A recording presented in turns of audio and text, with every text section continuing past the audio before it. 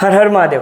આજના વિડીયોમાં આપણે ચર્ચા કરશું કે મકર રાશિના તમામ જાતકો માટે વર્ષ 2025નો જુલાઈ મહિનો શું રહીને આવી રહ્યો છે। મકર રાશિ એટલે કે જે કોઈ પણ જાતકોનું નામ ખ અને જ આ બે મૂળાક્ષર પરથી થાય છે તેના માટે આ મહિનો કેવો રહેવાનો છે કે તમારી જન્મપત્રિકાના ફર્સ્ટ હાઉસમાં જે શનિદેવની રાશિ છે, શનિદેવ વિરાજમાન છે થર્ડ હાઉસમાં।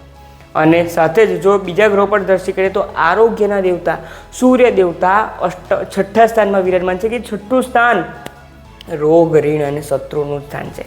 હવે સૂર્ય દેવતા જ્યારે પણ છઠ્ઠા સ્થાનમાં આવે છે તો તે તમને પ્રોબ્લેમ સોલ્વર તો બનાવશે, પરંતુ તમે તમારા પ્રોબ્લેમ સોલ્વ તો કરશો, પરંતુ બીજા લોકોના પ્રોબ્લેમ સોલ્વ કરવામાં પણ એક્સ્ટ્રા વર્ક કરવામાં તમે તમારું સ્વાસ્થ્ય બગાડશો।